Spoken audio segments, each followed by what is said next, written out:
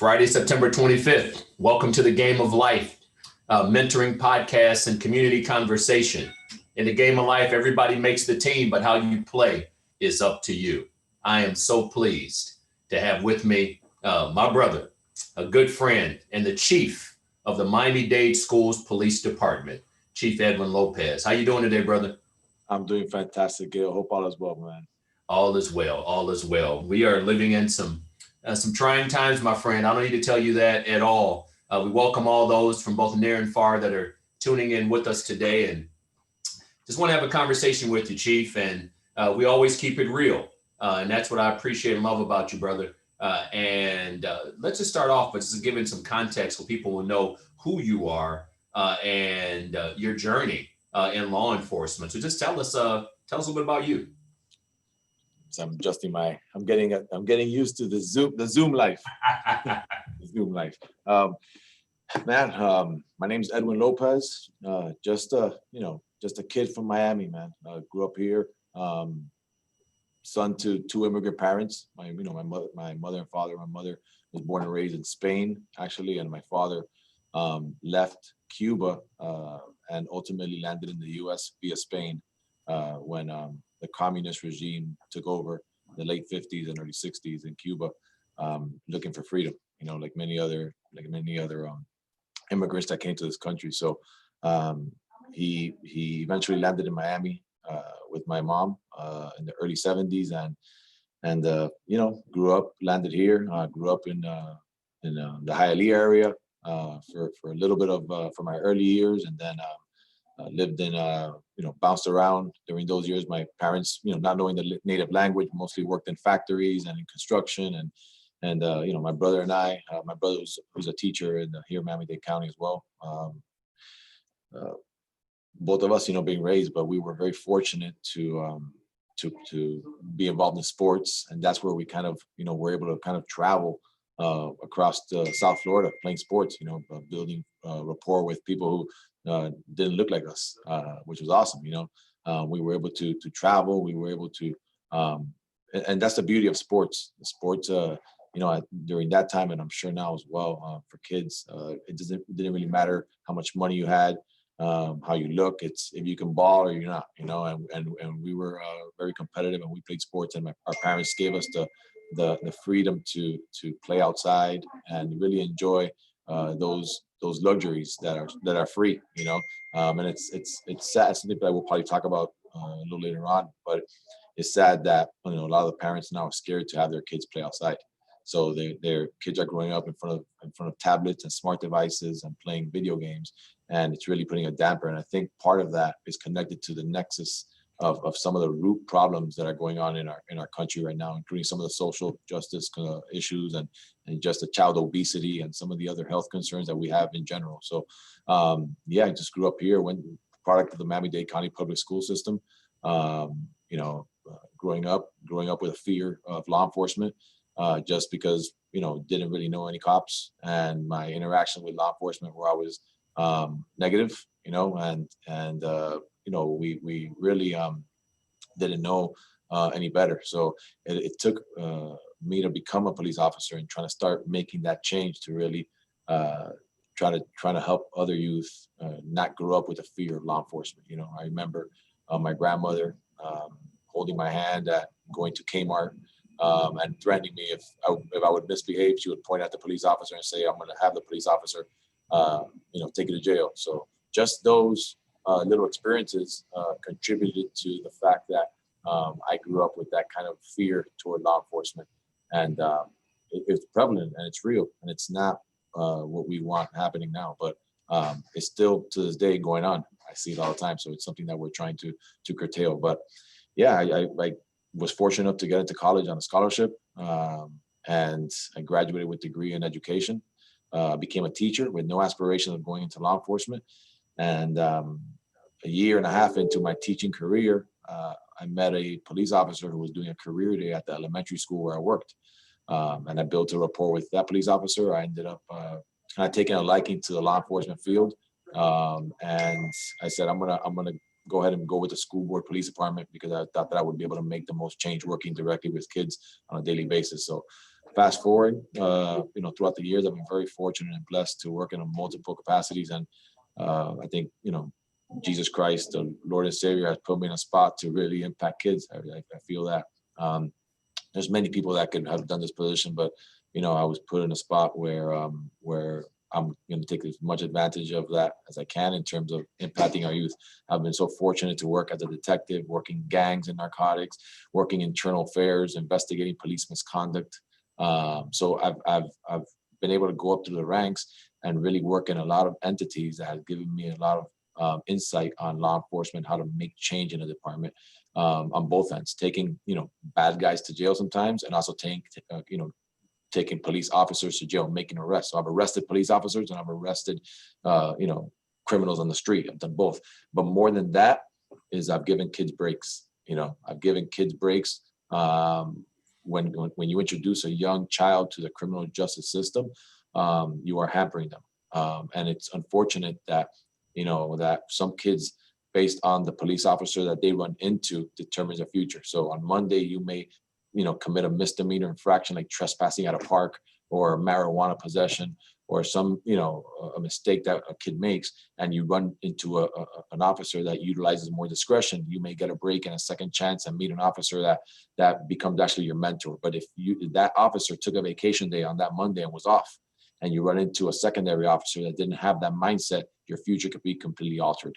So that is what really kind of bothers me about this profession, that sometimes your fate relies on the actual officer that you run into. And as a juvenile, there's many instances where I may have been arrested, whether it was a fight, whether it was a trespassing at a park, things that we didn't even consider or know it was a crime. But I never ran into that police officer that really introduced me to the criminal justice system. I ran into one later on in life, in my teenage years, that actually gave me a break. And I'm very fortunate for that. But unfortunately, not every kid gets that break. So as a police chief, I try to push that down to my officers. I think that our officers get it. They understand it. We hire officers that have that mindset. It's why we've had a drastic reduction in police arrests here over the last 10 years. It's why our officers here in Miami-Dade County as a whole, and specifically in my agency, adopt that mindset. But we have to make this a national issue, because our kids here in Miami shouldn't have an advantage over kids in Milwaukee or in any other city or small suburb in this country. See, you hit on so many different things, and it just reinforces why we need to have these conversations. Long before you put on the badge, you were in the hood playing ball and understanding relationships, breaking down barriers through sports. Long before you put on the uniform and had a badge, you were in the classroom building relationships with kids and teaching. Long before you put on the badge, you had negative interactions with law enforcement, which framed a mindset that, if I'm introduced to this profession, I will be different. And so I want everybody to understand, on the Game of Life Mentoring Podcast, Big Brothers, Big Sisters of Miami Community Conversation, this is apolitical. We don't take sides. We stand on one side, humanity. And I'm talking to Chief Edwin Lopez, a police chief who is a human being who cares about children, families, the community, breaking down barriers. I'm in the meeting, and I know you didn't say this, but I got to just go ahead and say it. When we talked about Bigs and Blue with your department, you have the largest school police department in the United States. Is that correct, sir? That is accurate, sir. And you told your officers, this is real. People don't trust officers, and we need to do something about that.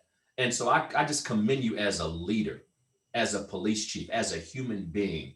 And what you said, the sensitivity, a person's fate, let me take it one step further. Someone's life could be absolutely lost with the decision of one person who's authorized and empowered to protect and to serve. That's a very, very delicate balance that is hitting America squarely in the face. And that's why mentoring is so important. And so, Chief, when we think about school police, when we think about school safety, here in South Florida, the world was just heartbroken. And I remember vividly where I was driving not far from Parkland when it occurred, literally coming from out of town, driving home. And what has changed with school policing since the Parkland tremendous, horrific tragedy?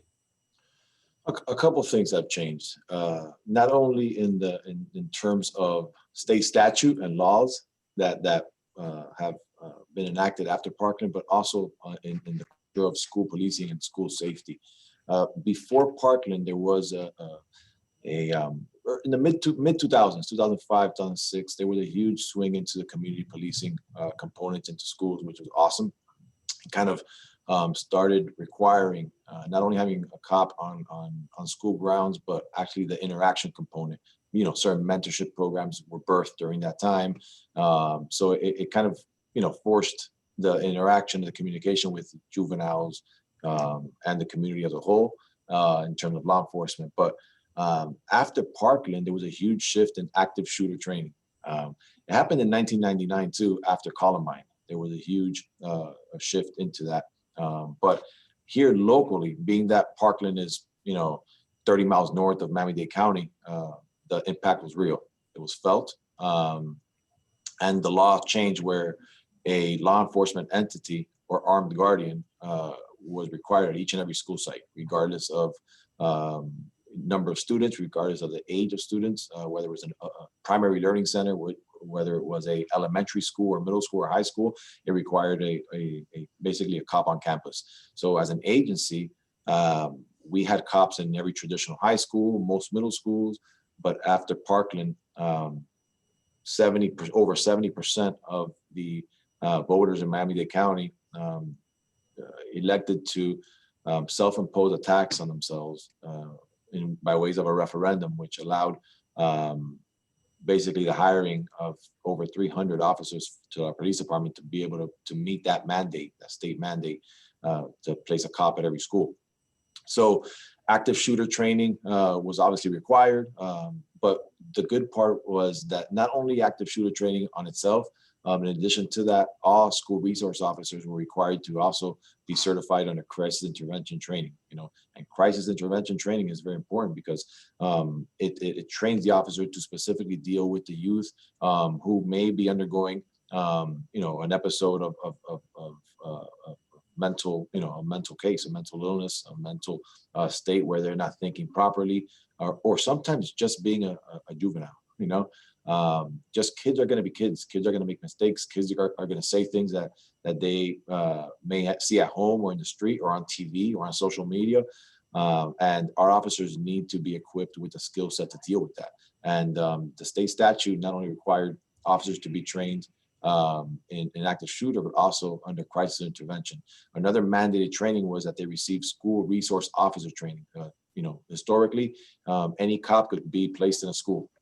Now, officers at schools are required to have a specific school resource officer training, and it's not a one-day course; it's a 40-hour course where the officers are learning tactics to deal with juveniles, de-escalation training to deal with juveniles, dealing with students, with exceptionalities or special needs students, dealing with school administrators, how to communicate with the teacher, with school counselors, how to communicate with other outside entities, how to deal with students that make threats or social media hoax threats as a joke to shoot school.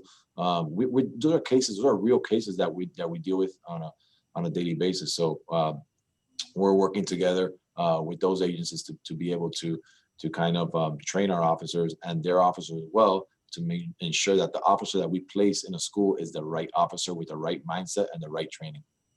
That's powerful. And I'm looking at my engineers. I don't have a waiting room in place. Beauty of live TV. My next guest is already here, but he's got to wait. My man, Chief Moffett. So we'll be with you in just a second, Chief. So we're going to have you just supervise our meeting as we discussed. Now, let me tell you something, Chief.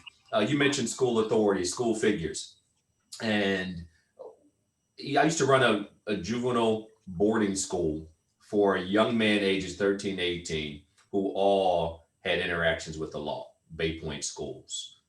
When I first moved here to Miami, it was a powerful thing to see young men with so much talent and ability just really be transformed literally through mentoring, through structure, through mutual respect. Why do I say that? Because I would sit down and talk to these boys, and most of them black and brown, looking like you and me. And what was very interesting about this particular school, I would ask the young man, "How did you get started? What happened?" There was always some negative mentoring on the street because mentoring takes place whether we like it or not. You work with gangs, you know what I'm talking about. And as we think about mentoring that happens on the street, whether it's an older brother or an uncle or a non-family member that uses the gang as family. But what's interesting about schools specifically, school police, sometimes, too often, let me be a little clearer, a young man or young lady's first interaction with the juvenile justice system is a direct result of, well, I mouthed off at the teacher, I disrespected, I'm not condoning that, disrespected a school official, and they called the police, not coach me, not pull me aside. And I'm a former teacher, so I get it. And just like you said with law enforcement officers, there are those in schools today and historically that have different approaches to, let's just call it disrespect, being dissed by a kid. And when your men and women in uniform are called, I've seen it historically where that young man or young lady is now in the juvenile justice system because of mouthing off or doing something or threatening. And let me just be clear again, I am not condoning disrespect or disrespect for authority in any way. It's how we deal with it. And so, how important, a word I will ask of you and my other guests today, how important is de-escalation with law enforcement? You all are trained to do this. And when the kid comes in, he's ready, I'm going to hurt somebody. I've had kids do that to me. I mean, I had a kid do this to me, threaten to just kill me. We ended up having 2 Coca-Colas on the table. I said, bring them to me. We sat down in the cafeteria. We talked. That young man is now a college graduate. I could have had him put in jail technically based on threatening me as a school official, but we ended up having a conversation. Chief, how important is de-escalation? I mean, de-escalation is at the root of law enforcement tactics in modern society. I mean, unfortunately, historically, de-escalation and de-escalation practices kind of run counter to a lot of the traditional or historical law enforcement training. You know, going back decades, cops were trained basically, at the firing range to shoot, minimal communication skills, enforce the law. Now there's been a huge pendulum shift in the type of training that officers are getting. Unfortunately, in some cases around this country, a little too late. But I can speak to the South Florida community and the over 30 law enforcement agencies here with de-escalation training. It started maybe 15 years ago with it, and it's obviously been more prevalent now. And unfortunately, due to cases that we've seen across the country. But de-escalation is at the root of everything. I mean, as a parent, you're de-escalating. As a teacher, you're de-escalating. When you're driving, you may run into situations where you're de-escalating. I mean, as a law enforcement officer, you you must be able to de-escalate situations. People call the police only when something bad happens. Unfortunately, it's for most police encounters are negative. Someone calls 911 because they need an emergency, or law enforcement gets there and they sometimes make an arrest. Enforcing, even you stop a vehicle on the road, it leads to a citation. It has the cloud or the perception of a negative encounter. There are hundreds and thousands of incidents on a daily basis that occur in Miami-Dade County that could legally lead to uses of force, statutorily, policies and procedures that govern police departments allow for a certain use of force based on an individual's reaction to the police officer.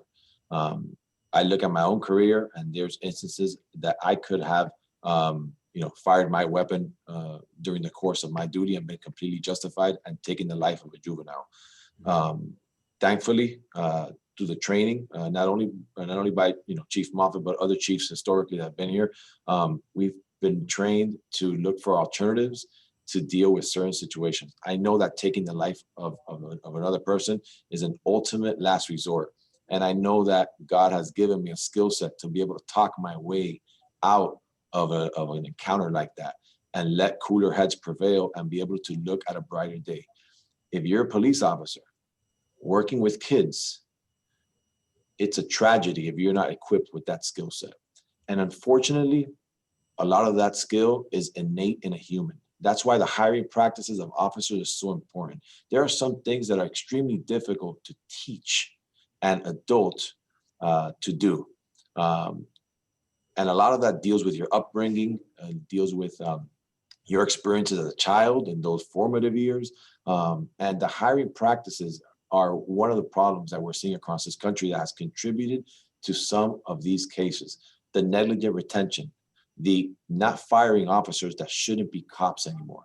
Whether you're looking at the George Floyd case, where the officer had a historical pattern of discipline and nothing was done. That's a huge, huge issue in modern day policing across this country. We have a built-in mechanism in Miami-Dade County that is only getting better in terms of screening law enforcement officers, but we're not there yet. Our process just needs to be better at the initial component, not letting these officers get on initially. It's something that we're pushing forward in terms of reform. There's still some antiquated laws in the state and country that need to change. I think we're getting there. And it's unfortunate that and sad that tragedies like some of the deaths that we've seen across the country are attributed to some of the system failures in terms of law enforcement. You know, as I think about my kids, I mean, when in our families, I got 3 bodyguards and 1 princess, 3 gentlemen and my baby girl. She's not the baby, but she might as well be. Alexis Nicole, shout out, baby girl. But here's the thing. If my daughter was Breonna Taylor, if my son was George Floyd, and you can state whatever you're comfortable stating, but the bottom line is, you mentioned antiquated systems. If I'm sleeping in my home, or if I'm just literally being, okay, if the law enforcement encounter takes place in Minneapolis and the store merchant or owner says, hey, this guy is trying to buy cigarettes or whatever else, and it looks like it's a counterfeit $20 bill, dead? And you just mentioned something that's so important. You could have been fully justified in taking the life of a juvenile who threatened you. Many times, Gil. Not once, many times. The latitude that police officers have is very great. The responsibility is huge. You're talking about 6 months in a police academy, Gail, and now you can take somebody's freedom away. I mean, to become a doctor, you got to get your undergrad. You got to go to medical school. It takes, you got to do not internships, but you got to do residency. To become an attorney, you got to, do your, for 4 years to get a bachelor's or more, plus another 3 years in law school, at least at a minimum. I mean, police officer, 6 months, gun, badge, police car. I mean, those are some serious responsibilities for a short time in terms of getting education on it. State statute, 19 years old is the requirement to become a police officer. I mean, what life experience do you have as a 19-year-old human being to get a badge and a gun and go out there and enforce the law?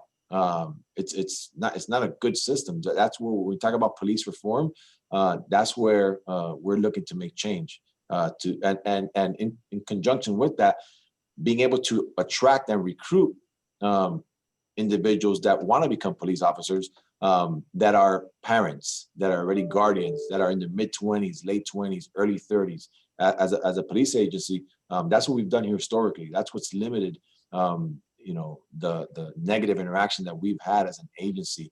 I mean, we come in contact with 400,000 students, over 1 million parents and guardians, 4th largest school district, one of the most diverse. And if you look at the amount of cases that we have here that lead to arrests, I mean, we can be making arrests here on a daily basis, thousands of arrests a year. We have cut down our arrests. Our use of force incidents historically huge decline over the last 10 years. We're talking about an average of one use of force a year for officers, none leading to injuries. You know, as a police agency, we're not magicians here. I know that we can replicate this system throughout the state and throughout the country in terms of working with kids. And I think we'll get there. It takes a lot of work. But unfortunately, or fortunately, depends how you look at it, law enforcement is under scrutiny right now. And I welcome it. I welcome it because when you do the right thing and you operate a system that is fully transparent and you try to do what's best by kids, you welcome the microscope in your department because you know it's only going to highlight the good work you do. And I tell you what, it starts with leadership. There is no question. The face of leadership within police departments needs to be people like you and Chief Moffett, period. We need folks like Del Manuel Pratt. I'll call the names. Chief Ed Hudak, Chief, Director Freddie Ramirez. We need folks who understand, who are comfortable dealing with within communities of color. Our kids are afraid. So here's my question. I know we're running a little short on time, but as we build mutual trust and respect, how do we build mutual trust and respect specifically within communities of color? Because our littles, and I'm gonna get all of you to talk to our littles as well. They're afraid, and you mentioned it. I think with your grandma, like, okay, if you don't do that, I'm getting that police officer on you. The narrative within the hood, the narrative within the departments, the narrative within society, it sickens me. And I'll say it again when I talk with Chief Moffett, it sickens me when I hear someone say, well, if Black Lives Matter, Blue Lives Matter too. My God, how about humanity? Why does there have to be polar? We have to have one against the other. That doesn't help anybody. As we talk humanity, and here in the game of life, we keep it real. And what I'm saying to you, Chief, and my question to you is this. In the midst of clear police brutality, not every police officer, my goodness, not every department. I'll go to war with you any day of the week. And many other chiefs around Miami-Dade County, no question. But in the midst of clear police brutality, in the midst of overt racism, sometimes systemic as it relates to certain antiquated policies that have been clearly disparaging to folks who look just like me and you. How do we build that mutual trust and respect? Well, mutual trust is obviously best built early on in life, and that's why the Bigs in Blue program is so impactful. I mean, the perspective needs to start during the early years where juveniles of all colors and races are paired up with cops who look, different than them. Parents and guardians get to hear the kids go home and talk about their experiences with the cop, and that ultimately ends up changing the parents' perspective too. The Bigs in Blue program has a huge impact. People think it's just a cop and a kid, and it's not, because the kids talk to their friends, their siblings, their parents. The cop goes home, talks to his or her spouse, talks to the other cops, the other law enforcement community. It not only impacts the cops and kids, but it has a greater impact. That's where mutual trust starts. I think that obviously we don't have the luxury of waiting till the current 7-year-old becomes a 22-year-old for change. So it's a multifaceted approach. We got to make sure that we start at that early age now through programs like this, direct programs, evidence-based programs like the Bigs in Blue program, programs that facilitate an officer dealing with one child where the officer, and that's what I love about this program, and I speak passionate about it, because the officer gets, the student gets to know that officer specifically. Cops are human beings too. I get angry that there's some officers in my agency that are reluctant to be part of the program, because how can you not want to be part of this program? And it's not, they may be, juggling things in their life. Cops are humans. They may be going through a divorce, or they may be, I have officers that, are going through personal things in their lives. We're human beings as well. And they may feel that they don't have the right mental state at the time to kind of sit down with a kid every day, one-on-one or once a week so they do this anyways on a daily basis, but some of them don't realize, because they're not doing it under the name of Bigs in Blue. But I want them to be part of it for accountability purposes, because weeks and weeks go by, and then you're dealing with a lot of kids at one time, but there are specific children that your program, Gail, has identified as needy. And those are the kids that really need that one-to-one mentorship program. All kids need positive encounters with law enforcement, and our cops do that on a daily basis at schools.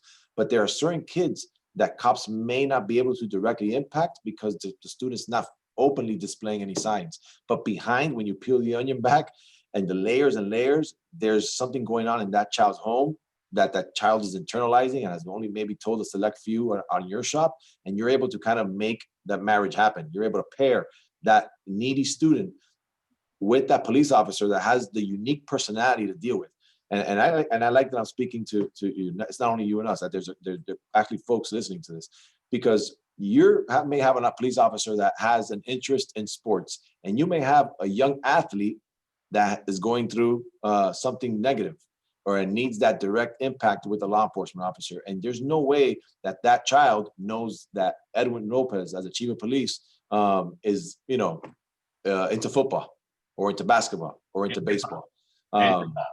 It's amazing. So unless there's a Gail Nelson has facilitated and has led this national program to pair us up, I would lose that ability to have that direct relationship. It's not go out there and find a kid and build a relationship with them. Yeah, we do that, but where do you truly make an impact? Are you truly making an impact? And the Bigs in Blue program, you do make an impact. It's evidence-based, and you're able to kind of have that long-standing relationship to a student. It's not a day, or for a week. You're able to see the student morphing from a young adult from a young child into the teenage years, and many times into adulthood. You're able to go to their middle school graduation, their high school graduation, see them going to college, go to their wedding. We've seen it all, and it's through programs like this that kind of create a system where it forces you to meet with them once a week. It's not, I'll make it happen. I mean, I love you like a brother, Gail, but we don't talk all the time. Sometimes months pass by and we don't talk, or you'll send me a text, or I'll send you a text. Hey, hope all is well, everything's going okay. But if we would benefit from, if we had a monthly meeting that was mandated, because we'll be able to have more of an impact. Well, these kids and these officers have this time carved out once a week for 1 hour. And it's a beautiful thing. I tell you what, Chief, what a great close. What an incredible person. I commend you as one of our law enforcement leaders in Miami. We're blessed to have you at the helm, and we're thankful for the partnership. Bigs in Blue, for all those listening, started with the Miami-Dade School Police Department. As I think about your predecessors and all those, and then my next guest being one of them, as retired police chief Ian Moffett, who will soon be joining me. I thank you and everyone that made Bigs in Blue possible. It started, let me say again, with the Miami-Dade School Police Department. There's a legacy of leadership, a legacy of caring. And for that, I thank you, my friend. Brother, I always appreciate you taking time out to talk to me, to promote what we're doing. It's not, when we talk about Bigs in Blue being a program, this is a way of life for us down here in the 305. We will continue, hear me clearly, to match children in need with caring law enforcement professionals to build mutual trust and respect. Because at the end of the day, humanity will always win when we do it together. Chief, have a great weekend, brother. God bless you. God bless you. Have a great weekend. I know you're a basketball fan. Go Heat. Let's go. Let's go. See you later, my friend. Later. Coming up next, we're going to take about a 60-second break. And coming up next, my main man, retired Chief Ian Moffett. So give me 60 seconds to get my hair right, and I'll be right back. And we're going to get this thing started. Stay tuned. We'll be right back.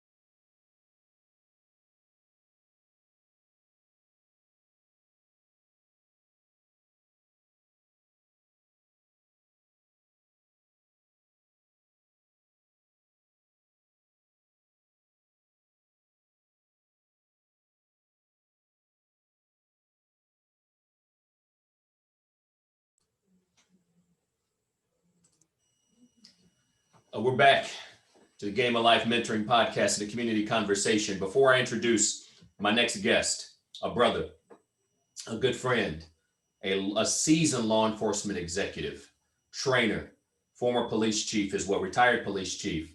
I need to just give everybody a quick reminder and to register to vote. Register to vote.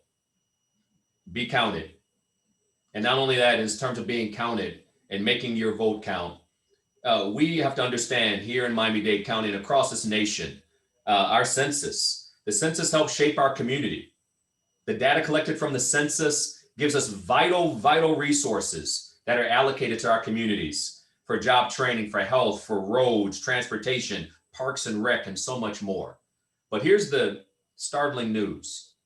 Only 56% of Miami-Dade County last count have responded to the census. Folks, that's just not good enough. 56%?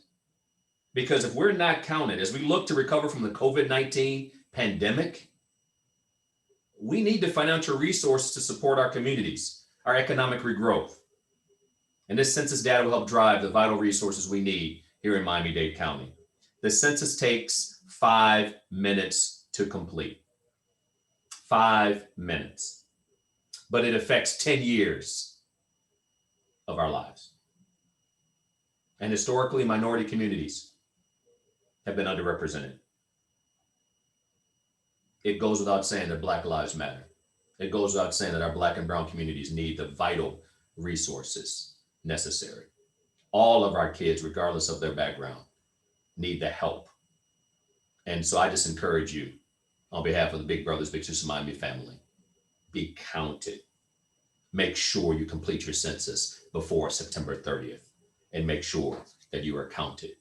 Speaking of being counted, I am pleased to welcome a good friend and retired chief, Ian Moffett, to the Game of Life Mentoring Podcast. Ian, if you can go ahead and share your video, brother, let's go ahead and get this conversation started, my friend.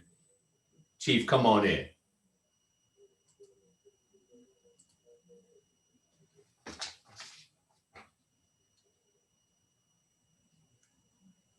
Go ahead and unmute, my man. There we go. There we go. A little technical delay, but that's why they call it live TV. You're looking good. You got baby face must run in the family, my guy. I've seen your son. I've seen your dad. I mean, who do we need to thank for that baby face, brother? Genes, man. It's all the genes. Speaking of genes, law enforcement's a family affair with you. It is a journey. And so tell us a little bit, because I want folks to understand. I love personal context with all of my guests and where you're from, and tell us about that law enforcement lineage in your family. Yeah, I so appreciate you inviting me on here. For those people who know, I was born in Guyana, South America, the only English-speaking country, land of many waters, land of 6 races. And my dad was a police officer in Guyana. In fact, he was a motorcycle officer. And then he became the bodyguard for the president. And when we immigrated from Guyana to Toronto, we moved to an area where I had the police academy right next to where I lived. And every day I would see the guys run and march and do their whole training. And ever since I was a little kid in 3rd grade, I knew what I wanted to do when that officer came into school and spoke to me. I saw the shiny leather and the way that they carried themselves. And then, I listened to my parents. They were nurses. All I knew was a life of service, watching my parents grow up and servicing the community. And my dad convinced me right out of high school to go to the military, the Army. He goes, you want to make sure you learn the best in life, go join the Army, be all you can be. And I did that. I was an infantry soldier. And when I came out, I got into law enforcement. I spent my first 1.5 years in corrections, where I learned a lot about cultural diversity, interpersonal skills, how to talk to people. And then I got into law enforcement. And this country's been great for me. I've been living here 35 years. I call myself a double minority, immigrant and being an African-American. And the fact that, I've been able to accomplish everything I wanted to do, be a police officer, rise through the ranks, work for the city of Miami as a major in charge of the training facility, and then came back to be the police chief of one of the best agencies that I think that's out there for Miami-Dade Schools Police Department. And my son decided in his junior year in college, this is what he wanted to do. and he joined us, and he went to the city of Miami. And proud to say, after 7 years this year, 7 years this month of September, um, he spent 3 years in homicide. He's currently a sergeant in Model City. So, it's in our blood. It's about giving, it's about service. And when you retire, you just don't throw that away and walk away from it. I have stake in the game. I have a stake in the game from the standpoint of, this career, this industry, this country matters to me where we're going. It really matters a lot. Wow. And I got to get personal. And I've never done this on my Game of Life podcast, but let me get a little bit more personal. Sitting in my office every day is this. My uncle, the late Deputy Sheriff Gary Claypool, one of my mentors, who taught me how to catch a football, who taught me how to stand up straight and speak up straight. He was a very proper man. And when I spoke at his funeral out in the beautiful Bay Area, and they had all the horses lined up, and every single law enforcement entity in Southern California, in the Bay Area, in the Valley of Southern California, I should say, it was one of the most moving things I've ever experienced in my life. And I just cried and talked about him. And then they handed that flag to my mother, and the flag was then handed to me from my mother. I'm her baby boy. So it is personal. It is deep. And so having brothers like you with the family, your family history in law enforcement. And so I got to just cut to the chase with you, because you always tell it straight. It breaks my heart, Chief, when I hear people respond to Black Lives Matter with Blue Lives Matter, like there's some difference. Your life matters. My life matters. You're a Black man. You immigrated to this country. So how do we address this rough tension, this rub, this dichotomy within the United States of America? The people did their history. We got to tell it straight. The history of policing in America, going back to slave patrols to now racism 2020. And as kids read, and this is not in the history books. This is not, well, it's not taught. So how do we, as we learn more, can't we do better as to help humanity prevail, Chief? Absolutely. Lives matter. That's the most important thing. We're all human beings. All lives matter. My grandfather died at the age of 72, and he had 21 kids. On his deathbed, he's told my dad to go out and paint the world gray. I always remember that. Paint the world gray. Whatever color you choose, but paint the world gray. We're all the same people. I think that we have to remind our officers, and I think Chief Lopez talked about this also, about the fact that how when we're interacting, people call law enforcement when something goes wrong. But when you get there, you got to be able to see that human person, see that person for who they are, and to be able to say, okay, I've got to be able to deal with this situation, human being to human being first. I'm investigating something here. And if I have to arrest you, there is a way to arrest you to make sure I arrest you with dignity. And not everything leads to an arrest from that standpoint. There are options in life. I mean, I read through the statute. There's nothing says you have to make an arrest on anything. It says you may, it doesn't say you have to. So there are different ways of dealing with things. So I really believe that part of my programming I got right out of the military when I joined the law enforcement community was something called the Pacific Institute. Back then it was called Investments in Excellence. And now it's called Thought Patterns. And basically they basically broke it down from a psychological standpoint for you to understand about diversity and who we are, and not to have scotomas in life, not to have blind spots. Scotoma is a Greek word for blind spots. We all have them. If you ever looked at the picture of the old lady, the young lady, a lot of us just see the old lady, and you haven't really seen the young lady. And then that's called locking in, locking out. So we have to open up our minds to understand how to deal with the blind spots in our life and how to get along with each other, because we're human first. And I think that's the main issue that we've got to be looking at here as law enforcement is called to the scene. And most of the times is when it's something going wrong. And then to be able to, Chief Lopez said it, de-escalate, make the appropriate action, and work with each other. But human life comes first, man. We have to think about humanity. Absolutely correct. And so, key terms that are now just talking points, and obviously on social media, people can go on all kind of sides, but let's just stay with humanity. Chief, you are a seasoned law enforcement professional. You've trained, and keep me honest on this, you've trained thousands of officers. Is that a safe statement, sir? Yes, it is. You have trained thousands of officers. So terms like de-escalation, terms like leadership, I mean, things that we, that really permeate law enforcement culture, police culture. And now when people question who polices the police, when people question standards, policies, and terms like, phrases like, rather, she's justified, he's justified. You could take my life if I threaten you, and you're justified. Chief, I need you to help me. I need you to help our audience. I need you to help the littles, the kids who are saying, hey, because these are future, some of them, we have many littles who are future law enforcement. We have littles who are in law enforcement. Help us understand from a training standpoint. This is your wheelhouse, I know. You don't have 2 hours. I know you can go, brother. But just help us understand the importance of police culture as we seek to address, when people say systemic racism. I love how you address this. So you all stay tuned for Professor Chief Moffett to break this down. Help us understand, brother. Yeah, so it starts with leadership. You got to have leadership in the head of the agency. You have to have leadership in the mayor, the city manager, the commission. They must lead by example from that perspective. They've got to provide funding for training and professional development.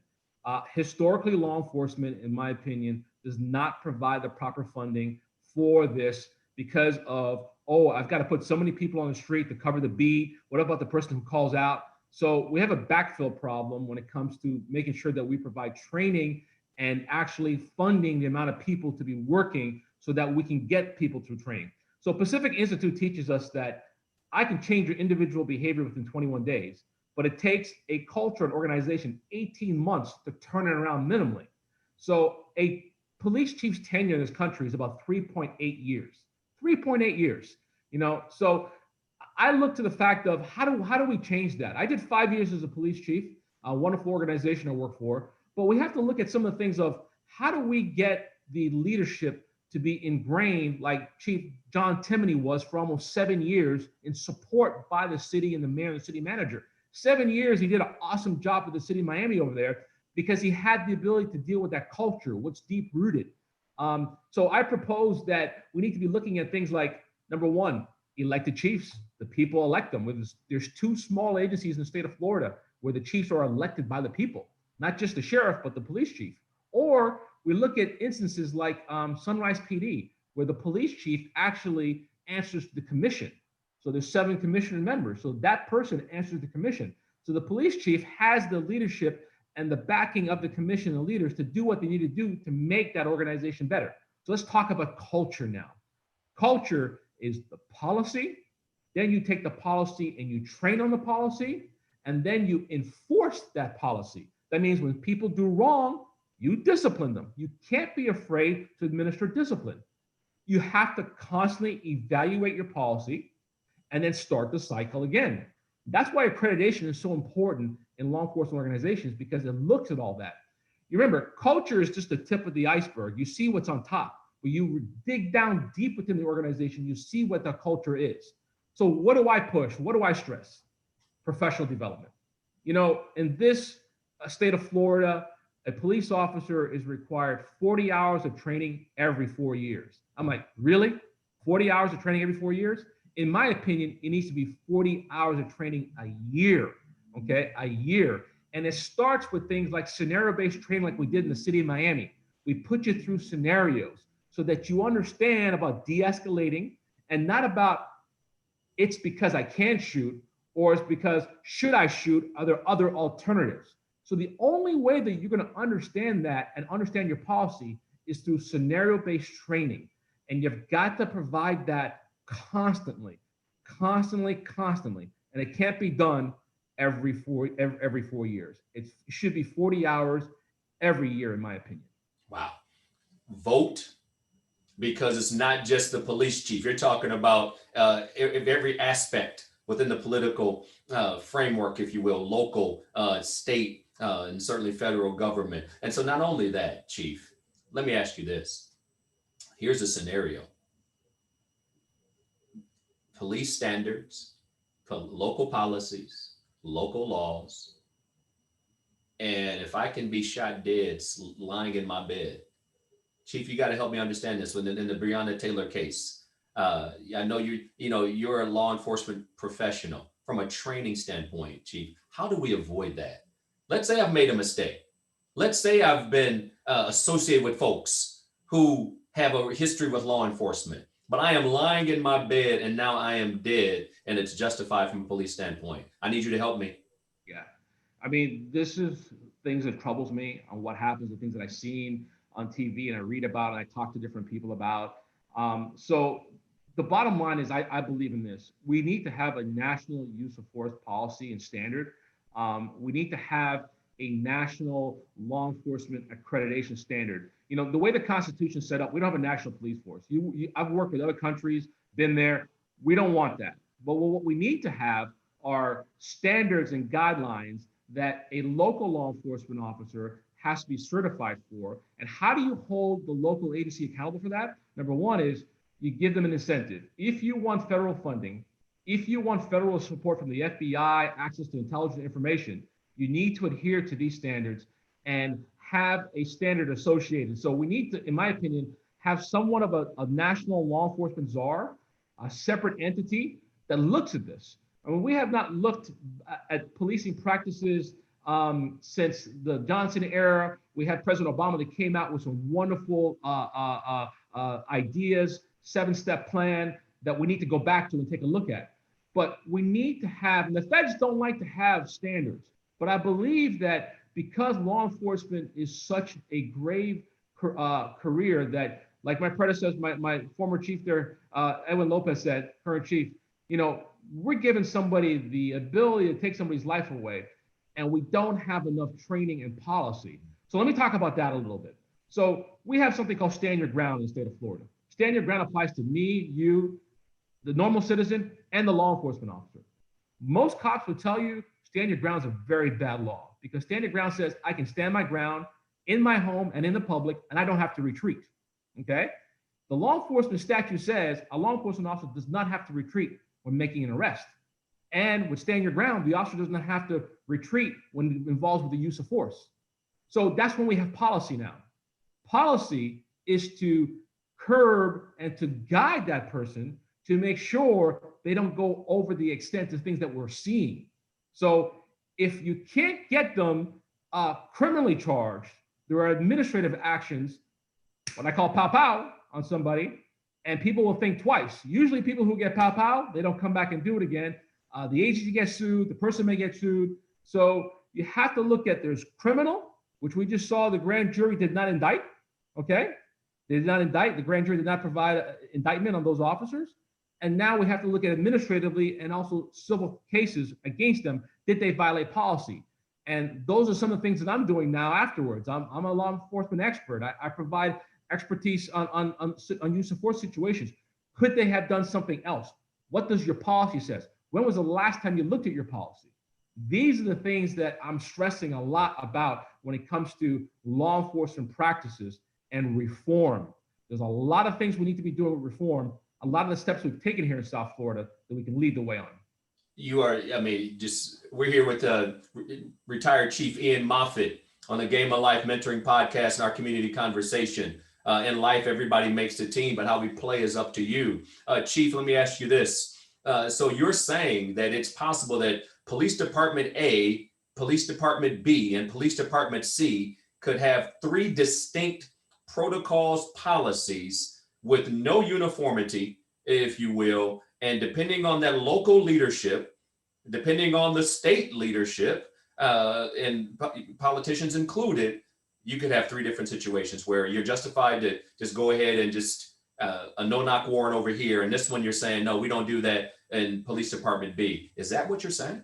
Yeah, basically the law gives broad range ability for a law enforcement officer and even the public to, stand your ground.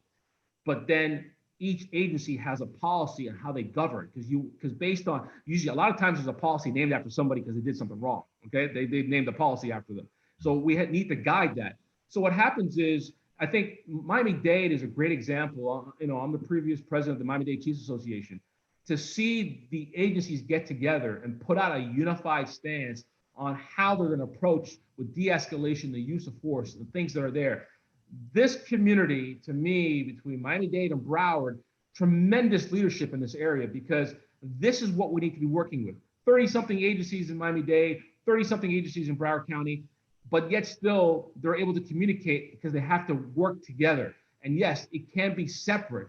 We need to codify that, bring it together, have incentives for operating under that policy and training from that aspect. And that's what's happening around the country. You see that tremendously.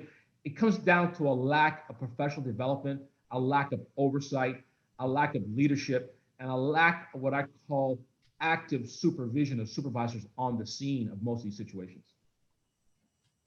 And so what's powerful about what you're saying is, but what's also a little alarming, as a Black man, and many of our littles look just like you and me,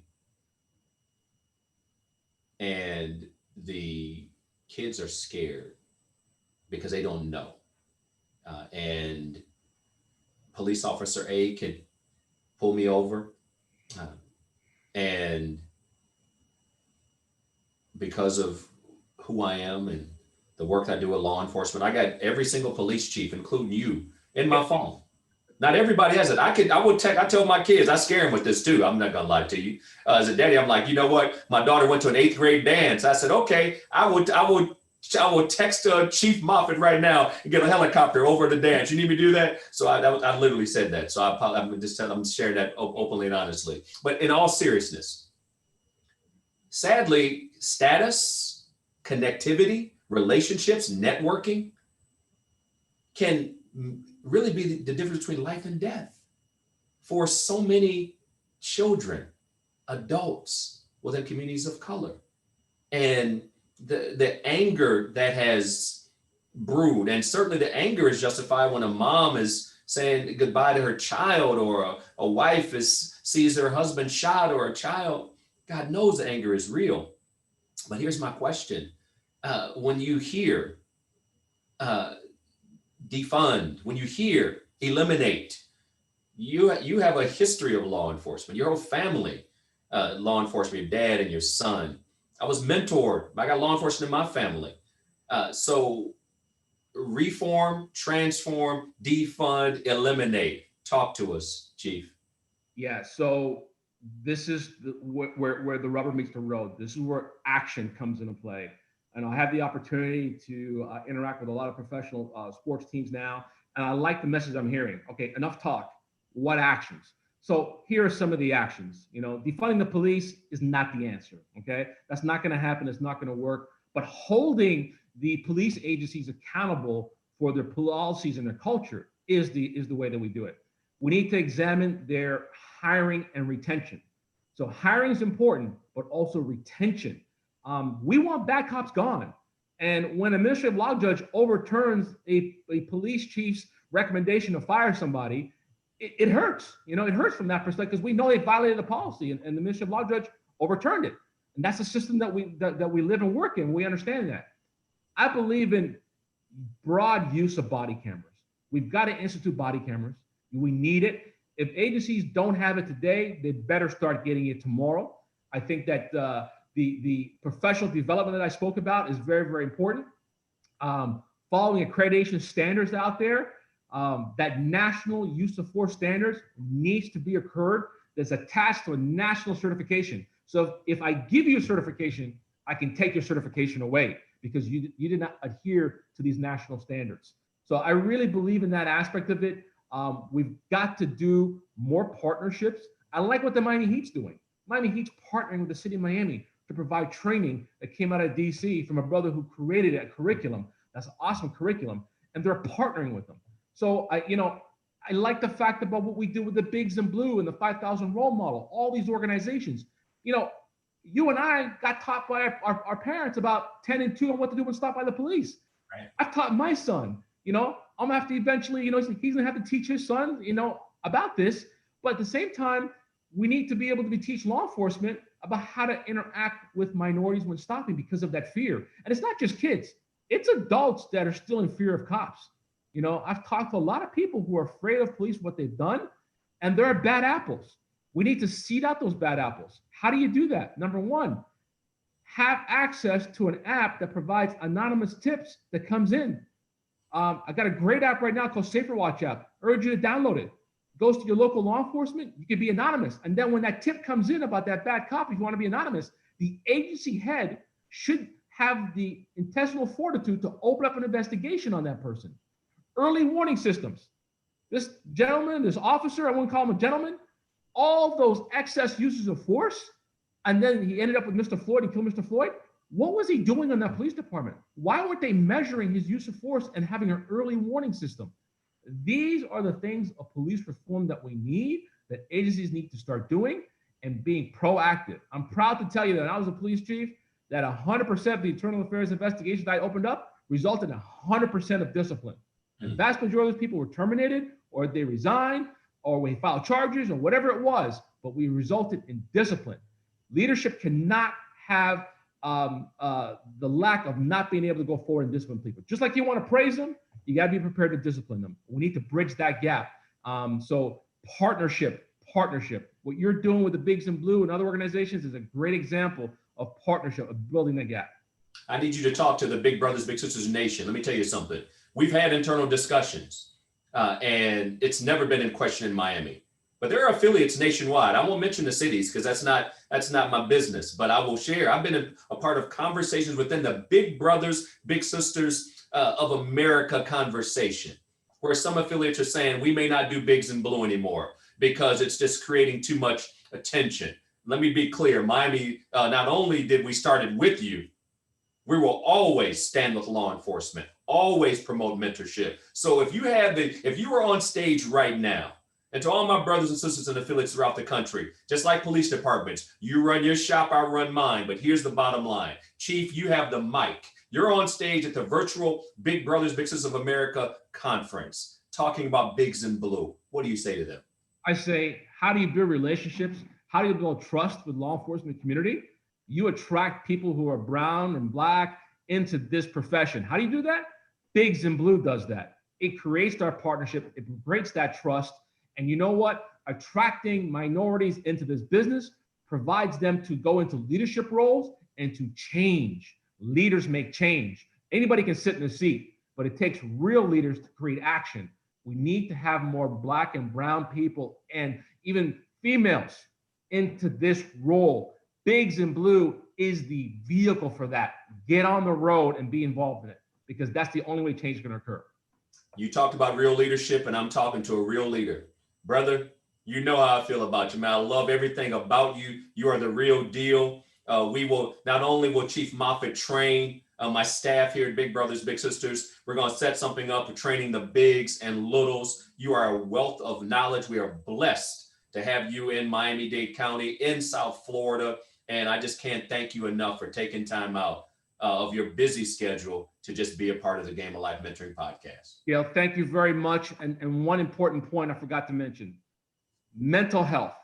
Our law enforcement officers need mental health training so they can recognize mental health, understand that it's a medical condition, and get the resources to help people and not deal with them the way we've been seeing in the media right now. So mental health is important. I really believe in it. We got to get mental health awareness, just like we do CPR.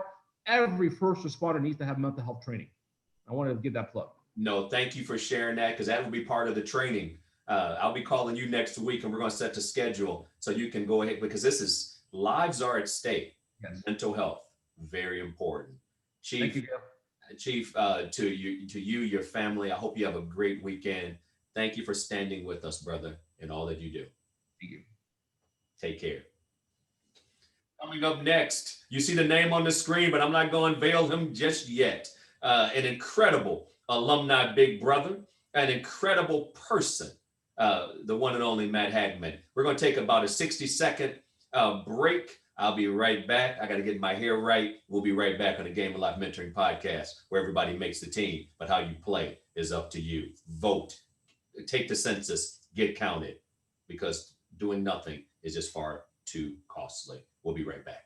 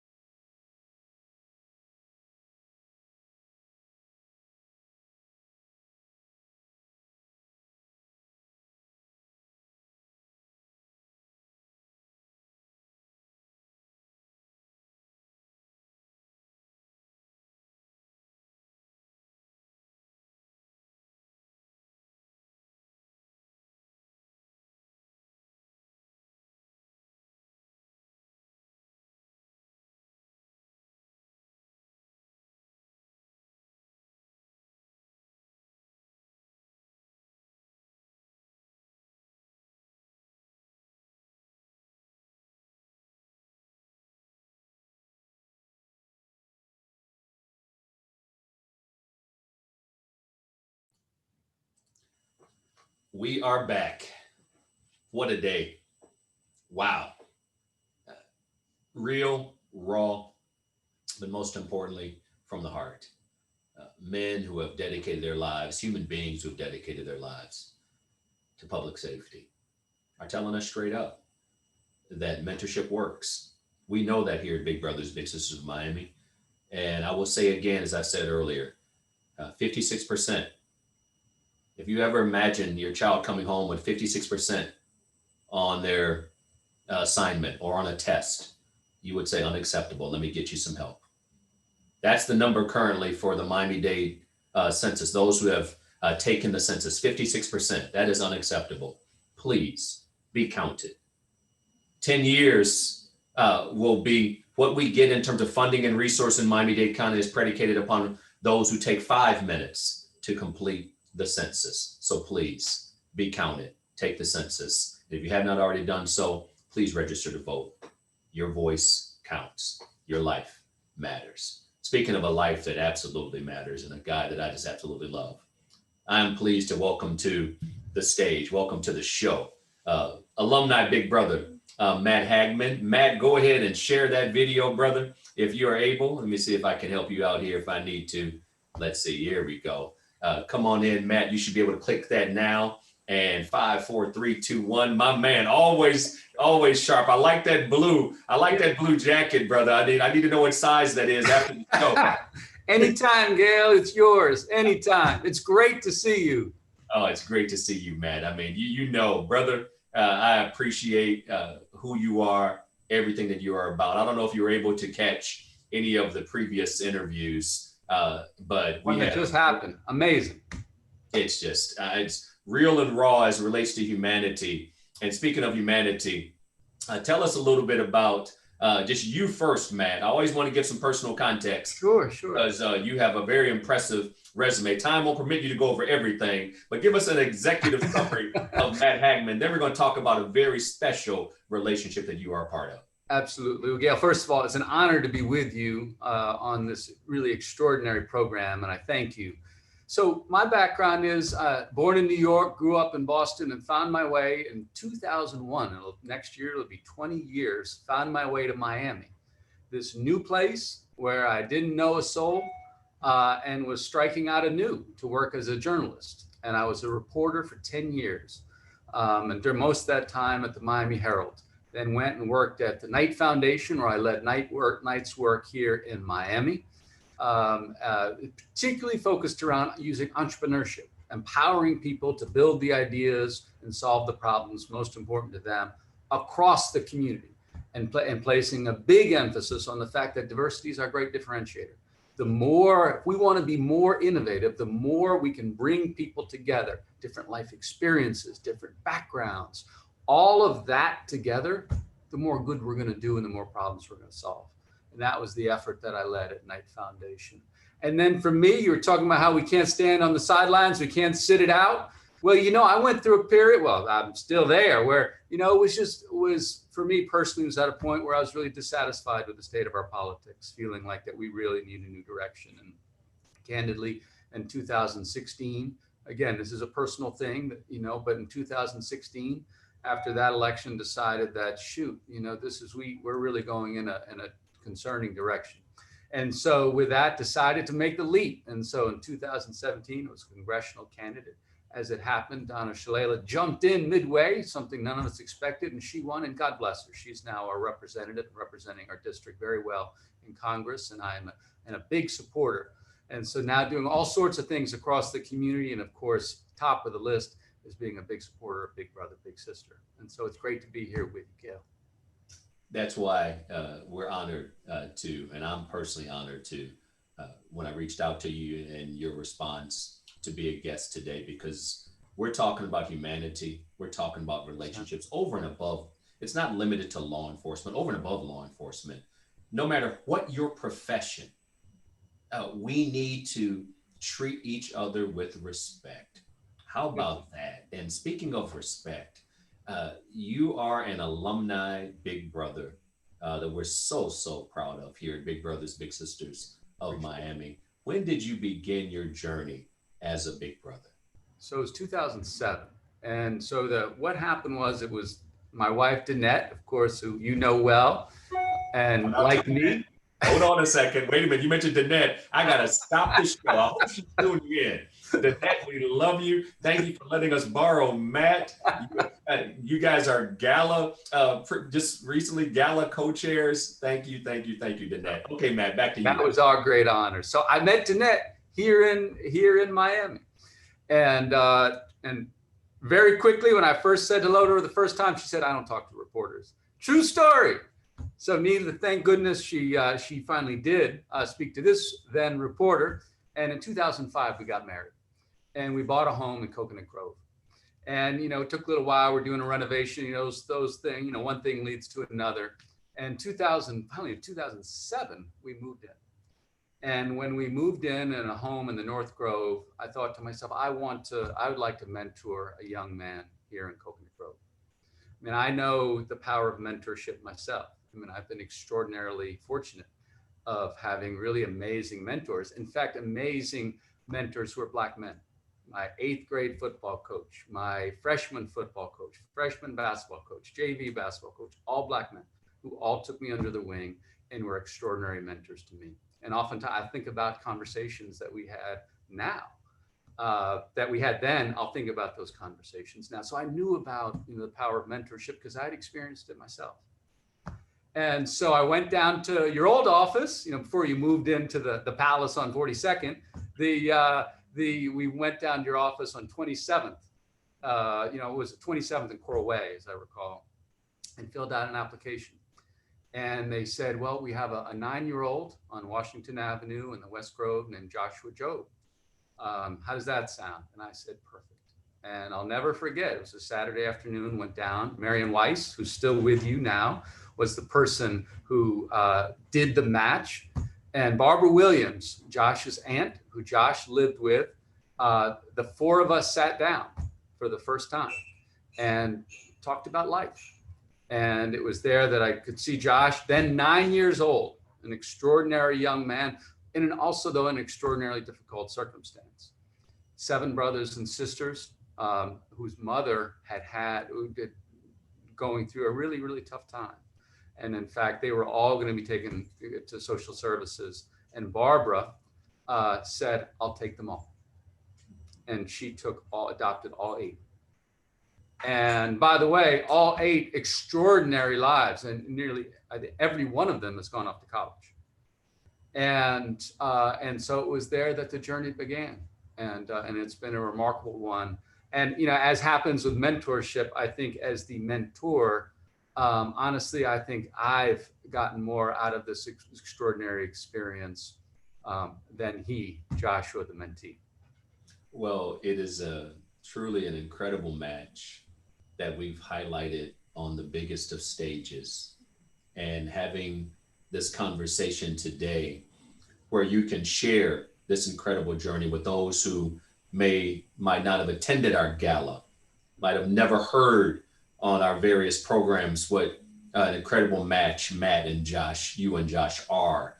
So tell us a little bit more about this. And let me just say this, I would be remiss if I did not say, may Barbara Williams rest in peace. Her incredible investment in those children, her incredible courage. And I still remember that beautiful smile when she came to many of our events. And she was so thankful for having big brothers, big sisters to enhance her family's life. She took in those children. You mentioned that they all went off to college. And so we just have to take time out, Matt, and just thank her for her incredible investment in those kids. Yes. I mean, Barbara, an extraordinary woman, an extraordinary leader in our community.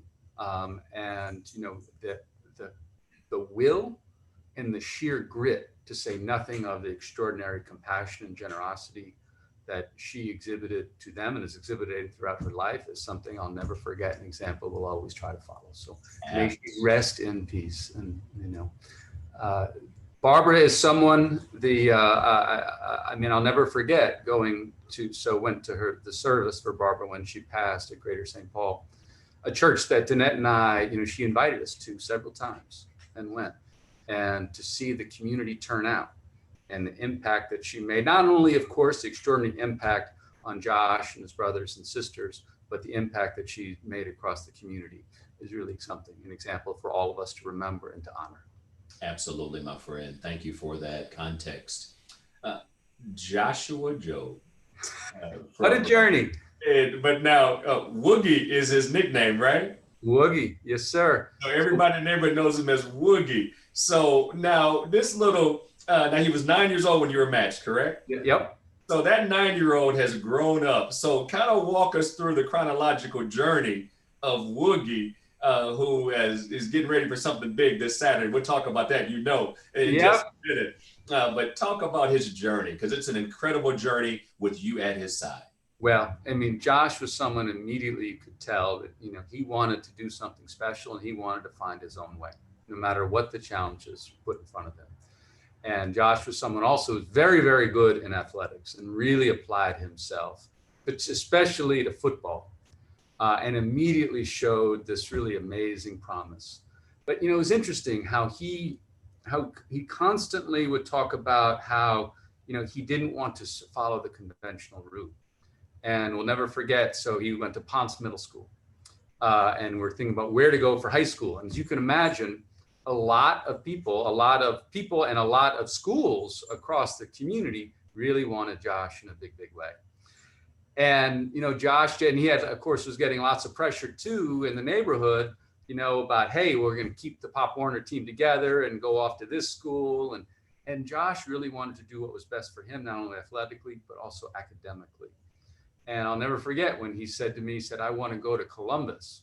This is a private school, you know, and how are we going to do that? And we went off to the open house and thought, well, let's put our best foot forward and see how we can do this. And so went and then reached out to as many people as could across the community. And we met with a person named Brother Kevin, who at the time was in charge of Columbus. And he said, we'll give him a shot. He said he has to come to summer school. He has to be here, I think it was 7:30 every morning during summer school to take classes. And as long as he performs well in those classes, and then he'll head into the fall and he has to go to study hall before practice. So if he can do all that, then he's fully enrolled, and off he goes. And Josh did all of it. Of course, this is not easy. I mean, this is in the environment Josh is in. I mean, just the transportation issue in the morning, getting up super early, getting on that bus, going out, in this case, out to Westchester, not easy, really hard, and requires such a level of commitment. Josh did it. And so Josh, you know, in Columbus and I have to give them credit, it was an enormously supportive environment for Josh. And so Josh, from there, he did a brief stint at a place called Cheshire Academy, because we're at a point where Josh had been held back, and also because of the FCAT, he actually wasn't eligible to play sports his senior year. getting into the issues where I understand FCAT, we don't want to socially promote kids. But on the other hand, there's a social stigma when you keep them back too, that we really need to think about. And so we looked around, where's a place he can go for his senior year and also play football, something that's so important to him. And a prep school up in Connecticut raised their hand. I'll never forget flying Josh up where we saw snow for the first time. We went up in January. He said, Josh, are you ready for this? This is going to be really cold. And he said, I got this. I can do this. And he did. And so from there, he did so well. I mean, he graduated, of course, so well, not only academically, but athletically, that the University of Alabama offered him a full football scholarship. And today, he is a junior at Alabama. He's traveling to Missouri to where he'll be starting tomorrow night at 7 p.m. for the opening game of the University of Alabama versus Missouri. And there he'll be, number 28. So for all watching out there, look for number 28, Joshua Jobe, 7 o'clock. I think ESPN's going to have it. And I can't tell you how proud I will be to see him out there starting for Alabama. Let me tell you something. And, you know, I had to address this at the gala as well. I know here in Florida, so I've heard. Yeah. I know, you know where I'm going. People are passionate about their football teams, but let me tell you something. That's why this podcast is called The Game of Life, because everybody makes a team, but how you play is up to you. The bottom line is everybody, regardless of your favorite team, everybody needs to root for number 28 for the University of Alabama, alumni little brother Joshua Jobe. Very, very important. Let me just go ahead and correct this here for a minute. All my guests are coming in a little bit early today. That's a good problem to have if you're a host. So I got another alumni big brother coming. Let me say it again. Number 28, University of Alabama, Joshua Jobe. Everybody, get your pom-poms, get your popcorn ready, and root for that young man who's had an incredible, incredible journey with his incredible big brother, Matt Haggman. Matt, so I'm so pleased with that. Let's pivot. Go ahead, sir. Go ahead. Well, just to highlight that, I know when he went to Alabama, there were a lot of broken hearts here in Miami. But this has been a terrific situation for him that has gone extremely well, and just couldn't be more proud of him. And of course, I'll be rooting for the U tomorrow night also against Florida State. And hopefully we have a twofer that Josh has a terrific game out there. And then we also see the University of Miami bring home a win as well. I apologize for the dogs. Look like someone just came home. That's all right. Maybe it's Danette. She can pop in and say hello. That's live TV, my friend. It's okay. Dogs are always welcome. We're a pet-friendly podcast, that's for sure. And I love that you definitely have been in politics. I love how you brought UM in there, and so we're rooting for the Canes. Seminoles. We got littles all over the place. So I love every school where there's a little brother, a little sister, and we root for them, and no matter what, because we want them to be successful. I know you can relate to that, brother. Absolutely, absolutely. Can I share one thing? Sure. No worries about the dogs. Can y'all hear that? Can y'all hear the dogs? Okay. It's all good. It's nice. Who let the dogs out? We're gonna play that song probably coming up. Go ahead, brother. Well, no, I know the whole conversation is around policing, and race, and this moment we're at right now in our country. And, the thing that I want to share, particularly from my experience with Josh, is that what was so evident and so apparent is just the enormous pressure that young Black men, and particularly someone like Josh, the enormous pressure they're under. Now, what do I mean by that? The point that I'm trying to make is that the way things are right now is someone like Josh has virtually no room for error, right? That is that if something goes wrong, that there is really, there is little room there. Whereas in all candor, a middle-class white kid gets a DUI, for example, that might be a bump in the road, but life goes on, right? And with someone like Josh, that can be something that can get in the way of getting into that high school he wants to go to, or that college scholarship that he would like to have. And so that the enormous pressure that they are under and they feel, and honestly, the unfair situation that they're in. that Josh is in, that Josh has had to experience. And so, and I know that, that this is part of the conversation about policing and community police relations, but just having a great appreciation for that. I remember the time there was, when there was I remember one day we had gone to, you wanted some candor, right? So Yes. yeah. No, Matt, I want nothing less. Go ahead. I remember that we went to one Sunday, we went to Greater St. Paul Church with Barbara. And then afterwards, Josh went to the playground to play basketball, and, we went home. Something happened. I don't know what, but there was some scuffle, on the playground. This happens. I went through that. You're right. You're right. These things happen. Well, a week later, police show up at Josh's school and they arrested him. And I immediately thought to myself, wait, what? They know where, where Barbara lives. Reggie, Josh's dad, has become a dear friend. They know, why, what is this about? Why isn't there a conversation, how they sort of dropped into a school and doing this? And here was that moment, right? Here was that moment on this amazing journey that he's on already, this incredible trajectory. You could feel that. Here's where things say take a turn, right? Or not. And I'll never forget, Danette said, "Oh, you should call this attorney."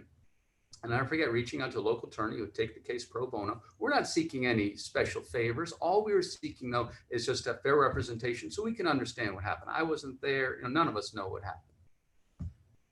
And so we found somebody, a person named Mickey Ratson, an attorney who's practicing today, who said, "Matt, if he's worth your time, he's worth my time," and took the case pro bono. These are the heroes, of course, that are part of young people's lives. Just by saying, yes, I'll do it. I'll give some time. Yes, I'm enormously busy, but this is important to me and I'll take a minute. And she did that. And all we said is, let's find out what happened. We're not asking for any favored treatment. We just want to know what happened, and we're going to have someone who can represent him so we can get to the bottom of this. Well, by asking that, they immediately said, you know what? There wasn't anything here. This was all dropped, and we were done with it, and we could move on. But that was that moment, right? Where that's the story that we're telling about how tomorrow night, we're celebrating. We'll all be so proud of how a big brother, big sister of Miami, Mentee, will be taking the field in an SEC football game at 7:00 starting on ESPN. Well, there was that moment where it could have taken a turn over some schoolyard incident that honestly, that I think for so many, just life would go on, right? And by the grace of an individual in our community who was willing to take some of her time to look into this, then this amazing success story was able to continue. And so, but it goes to me about the enormous pressure, right? That moment could have been that moment, that sort of that point where the trip becomes not only a trip but a fall. Right? Rather than a trip and you just keep walking, keep going. Matt, and so thank you for such candor. As a white man matched with a little black boy, and he is family. I see you and Danette and Josh, and of course, and when people say I don't see color, no, I want people to see me as a black man, see you as an intelligent, caring, passionate black man, and you as an intelligent, caring, passionate white man. Diversity, like you said, is a beautiful thing we should embrace. Absolutely. But here's the thing. You stuck by that little guy's side. And he could have easily been Joshua Job, inmate number 28, if you had not intervened. Another black man in jail because he got into a scuffle on a playground. Now, it might have been over whose ball it is, you fouled me. Last time I checked, and certainly you and I know playing sports growing up, that happens all the time. But to be not only embarrassed in school, arrested while in school, yep, that could have been it for Joshua Job. That could have been it. That could have been it. And though, and there are, and it just makes me think, how many stories, are there like that, where that young man isn't taking the field tomorrow? That young man isn't sitting in class this week, working towards his or his degree. And that's where the work of Big Brother, Big Sister is so important, and it's one person at a time. It's one person at a time, one mentor who's willing to take the time to work with that mentee and stick by that mentee through thick and thin. Matt, I got to, you just have been so generous with your time. And ally is not enough to describe you. Your family. You are part of our Big Brothers, Big Sisters family. But thank you. And not just you, Matt, but for all those out there. Our next guest also, what a tremendous ally for just taking time out to help somebody else. But I got to ask you one last question. Sure. When you see the overt racism, the systemic racism, you see my background, Stand With Us Against Racism, all forms of prejudice, bigotry, injustice, discrimination. Because Big Brothers, Big Sisters, we help all children, and we will match those children. We thank the Barbara Williams of the world for trusting us with their child. If they have that guardianship or they're the parent, biological parent, you trust us. So thank you for that, to all the parents of all of our littles, but to all of our bigs like you, Matt, taking time out, because it's that's community. And so the last question I have for you is, seeing some of the divisive language, and sadly things have been politicized, and as we just move forward as humanity, as we seek to move forward, Matt, why Big Brothers, Big Sisters, and how does it make you feel as it relates to some of the challenges we have? Well, this is a moment to lean in, and this is a moment where the change is built on each one of us. It's not looking to anybody else. It's on each of our shoulders. And Big Brothers, Big Sisters is the place that provides that opportunity to make that real change by connecting, by changing a life. And the only way out of this, as I said a minute ago, our only way forward is one person at a time, ground up, right? By engaging with that, by one individual. If you do that once, the multiplier effect is dramatic. And that's what Big Brother, Big Sister does. And that's why I'm proud to be a part of it. And that's why, though, but now more than ever, candidly, I thought, and obviously it was wrong. I thought we had come further than we have. But that doesn't mean that we get discouraged. That doesn't mean that we slow down. That means that now is the time that we double down. Right now is the time that we lean in even more. We take even greater responsibility. We don't fear having to commit more time. We don't fear having to commit more resources, having to stretch a bit more, but it's on each one of us. And Big Brothers, Big Sisters is the place in the community that gives each one of us that opportunity to make that difference. I tell you what, I don't know what you want to be when you grow up. I don't know if it's in politics. Well, we never let you go at Big Brothers, Big Sisters. So I don't care if it's the board. I don't know, whatever you want to be when you grow up. I've told you this before privately, but now I'll say it with everybody watching. Whatever you want to be when you grow up, Matt Haggman, I'm right there with you, brother. Yeah, I love you. Love you too, brother. Have a great weekend. All the best, and our love to Danette and the dogs. Thank you, Gail. 7 o'clock tomorrow. 7 o'clock tomorrow. Let's go. 28. Let's go. 7 o'clock tomorrow. They play Missouri, right? Is it Mizzou? Yes, sir. Mizzou, 7 o'clock. All right. Number 28, University of Alabama, little brother Joshua Jobe, and his incredible big brother, Matt Haggman. Thank you, Matt, for all you do. Have a great weekend. And thanks for joining us on the Game of Life Mentoring Podcast. Thank you, Gail. God bless you. God bless you, brother. Coming up next, we have another alumni big brother. We'll introduce them in just a second. We're going to take about a 60-second break, and we will be right back with our last guest of the day. Thank you all for who have joined in, listened in, because today is all about relationships. Every time we get together on the Game of Life Mentoring Podcast, it's about helping reinforce humanity. We got so many things that divide us, but when it comes to mentoring, we should all be in the game. And so, as I said before, I will say again, 56% of Miami-Dade County has been registered for the census, and that's not enough. Please, by September 30th, be counted because you matter. If you have not registered to vote, October 5th is a deadline. Register to vote, be accountable, and make your voice count. We'll be right back in 60 seconds. Let's go.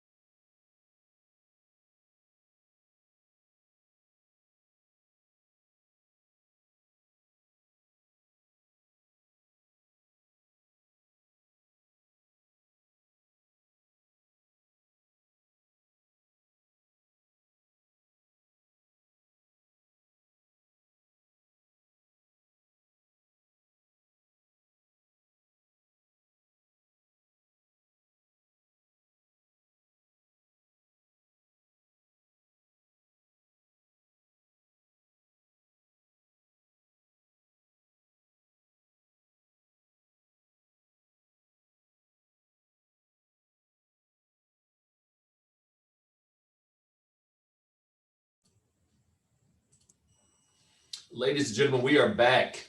Our final guest of the day. We want to certainly welcome an alumni big brother and just a great guy.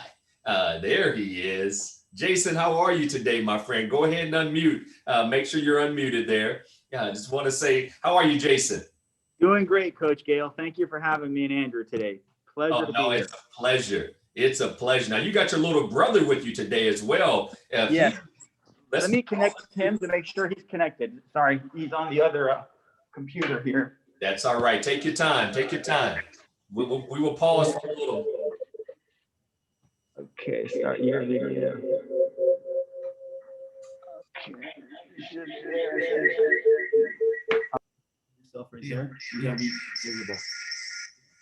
Yeah, I muted one of your devices because they both can't be on because you'll get the echo. How are you, young man? I'm doing great. How you doing today? Excellent, excellent, excellent. And Andrew, correct? Yes, sir.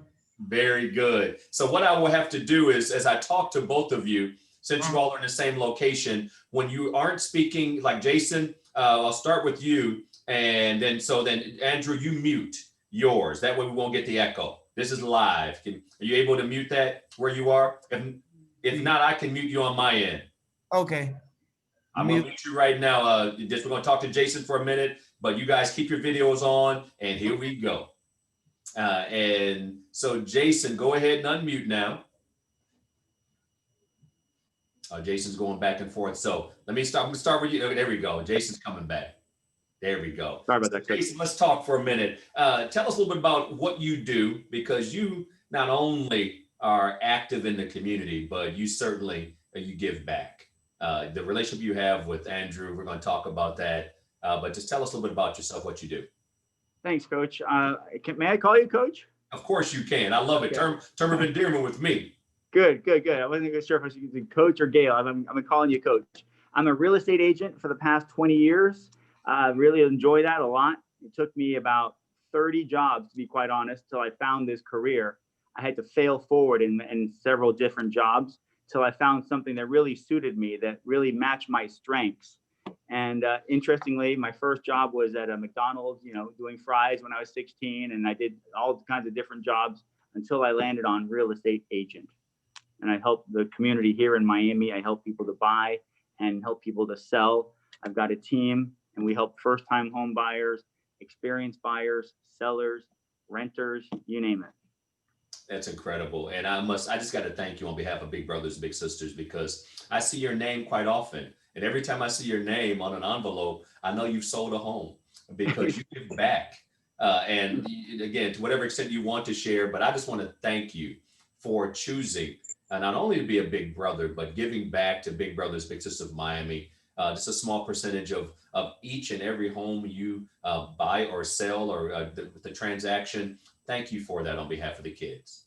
With pleasure. We give back 1% of the commissions that we receive with pleasure. It makes us feel good. And the more we can give to you means the better we're doing. So I love it. I hope your business is so successful, not only personally, but professionally. So do we. So do we. Thank you. Thank you. Let's talk about this incredible relationship between the two of you. And I love having littles join us because at the end of the day, I want people to see the faces, hear the voices of those young men and women who are a part of Big Brothers, Big Sisters of Miami. And so at this time, Jason, you go ahead and mute. I'm going to unmute Andrew for just a second here. And so here we go. And so let's see. Are you able to unmute there? I'm asking you to unmute. You have to be the one to hit that button. That's the microphone. If you're able, Andrew. Jason's gonna come help you. That's what Big Brothers are for. We got time. No worries. We'll get it right. For those that are tuning in, stand by. We'll get that microphone unmuted. It won't let me do it on my end. There we go. Andrew, you can hear me okay now? I hear you now. How you doing? Excellent, excellent. So tell us a little bit about yourself, young man. How old are you and what are you doing? My name is Andrew Gray. I've been with Jason since I was 5 years old. And I work with kids at Peacock Park. And I do sanitation, picking up garbage too. That is. Yeah, Go ahead. I'm sorry. Go ahead, Andrew. and I've been living by myself for 1.5 years now. How old are you now? I'm 26 years old.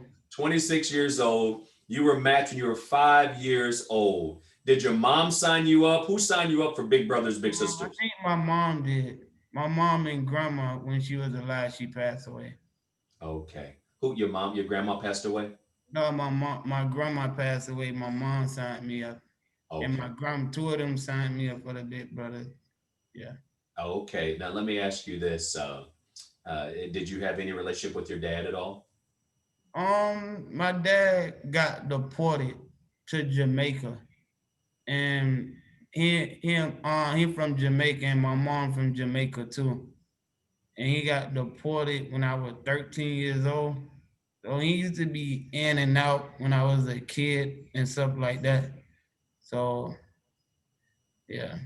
And when I think about your relationship with Jason, what has he taught you? I mean, you're 26 years old now. You all are still in touch with one another 21 years later. I mean, it gives me chills. What is this? What has your big brother taught you, this incredible person? You know, he taught me that, if you put your mind to do something, do it.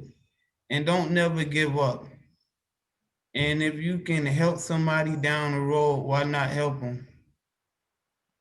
Just be you. And you can do anything you put your mind to. That's And don't awesome. never give up. If you don't know how to do a thing that good as the next person, try. Still try to do it. And don't never doubt yourself. And it don't matter what you came from, what race, whoever you is, if you put your mind to it, you can do it. So when I was growing up, I wasn't in regular classes.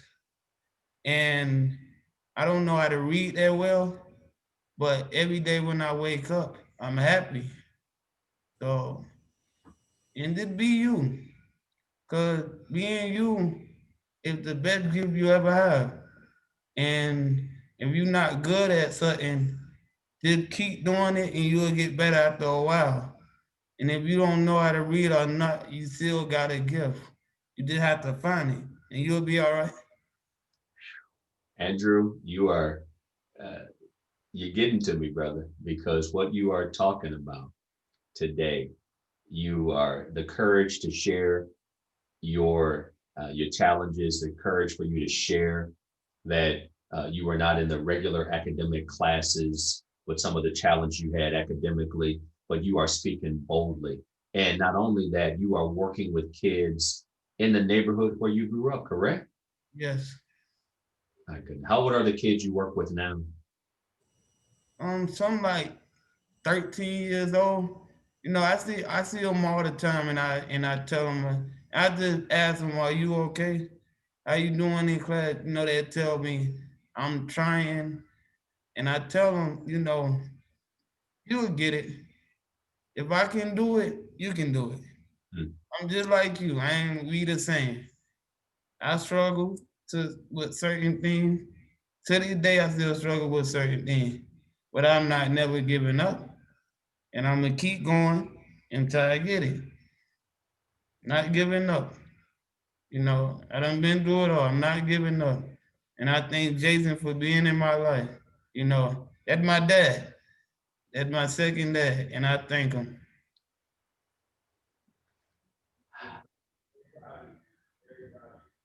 Jason, man, this thing is real, brother. Andrew, if you mute, because you're gonna have me crying in a minute, man. I try to keep my cool on my podcast, but you are breaking this thing down, and I appreciate you for being so honest as well. Jason, when we see what's happening in our communities and in our country in terms of race relations, and how sadly folks are divided, or the lack of trust, the lack of respect. When someone were to say that, you know, that Andrew's life matters, and others have to feel the need to respond with, well, this matters too. Well, how about just humanity? And so this match that was made 21 years ago, based on mutual trust and respect, your little brother just called you you're his dad. I grew up without my dad in my life.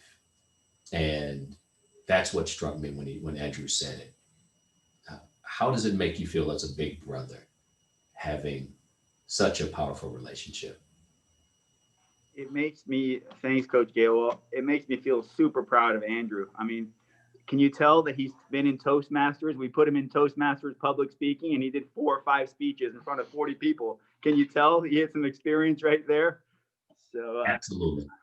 super proud of him. It's like you'd have lunch with him every other week, and all we're doing is going to Denny's on US 1 across from for the last 20 years, pretty much. They know us over there. And we just have lunch.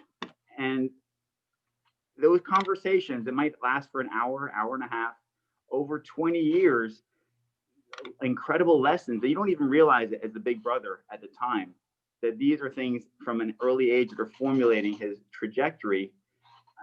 And he's taking it in, right? He's taking in these lessons that, oh, I didn't realize that he was actually implementing what I said. And he's actually believing what I say, you know, and implementing it. And I don't know everything, but I'm just, you know, I'm older than he is, so I'm going to have some more knowledge that he doesn't, but he's a sponge to understand, okay, is this a way to live, and inform his own way of being, leveraging his strengths. I'm just so proud of him and the way he just communicated what he just communicated to you. He shocks me all the time now that he's 26, 27, when I see how far he's come. This kid who was having trouble in school when he was younger, and his mindset is stronger than anyone I know. This kid has got a strong mind. I mean, he stayed away from all kinds of temptations that, you know, that everyone can experience. But to his credit, his mindset he's able to say no. He's able to say no to so many things, which to me, I don't know many executives, politicians, whatever, that would have the kind of discipline that this young man has. With that being said, and it's so funny you mentioned this leadership, and so mentorship that's led to this incredible young man who's a leader, helping kids, leading kids and within his own community. I want you to take me back, Jason, when you were matched and you were going to the neighborhood to pick them up and spend that quality time. There's probably not a lot of people in the neighborhood that look like you, right? No, but it wasn't a big deal for me. I said, you know, when they said, who would you like your little to be? Describe that person. I said, you know, whoever you want to match me with is fine. I was open to whatever came. And I only live about 2 miles from Andrew, so proximity was definitely there. And what's great about that, and the reason I mentioned that very overtly, is we have folks who sign up that say they don't want to go into certain neighborhoods. And I want you to speak to those who may not live. And so 2 miles may not seem like a large distance, but that could be night and day in Miami-Dade County. 2 miles could be across the tracks And anybody that understands what I mean by across the tracks, it can be have and have nots. So Yeah. to be clear, although short distance, but you have come a long way. Thank you. I remember when I first met with Andrew for the first time when I didn't know he was 5. I thought he maybe 6 or 7, but we're in the living room. I was there with Jennifer, was one of the volunteers that helped match us. I'm having a mental blank right now. I've known her for 20 years. She's been an amazing person in this process too. She used to live on the same street as Andrew. So talk about someone who's really getting into the community. So she was living there. And I met Andrew. I was there with his mom, with Jennifer and his grandma. And Andrew came up and started playing with my hair because he hadn't seen straight hair like this. He was fascinated with my hair. And I, oh my gosh, that's so interesting because that was a new experience for him, you know?